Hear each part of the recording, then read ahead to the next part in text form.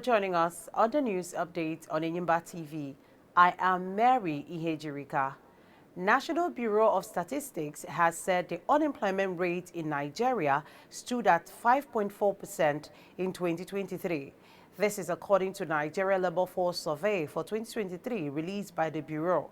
At the state level, Abia State recorded the highest unemployment rate at 18.7%, while Nasarawa had the lowest rate of 0.5%. Further highlights of the report show that in terms of educational attainment, the rate of unemployment is highest among persons with post-secondary education at 9.4% in 2023. This is followed by those with secondary education at 6.7% and those with primary education at 4.1%. The lowest rate was recorded among those with no formal education at 2.3%. And that's it on the news update at this time.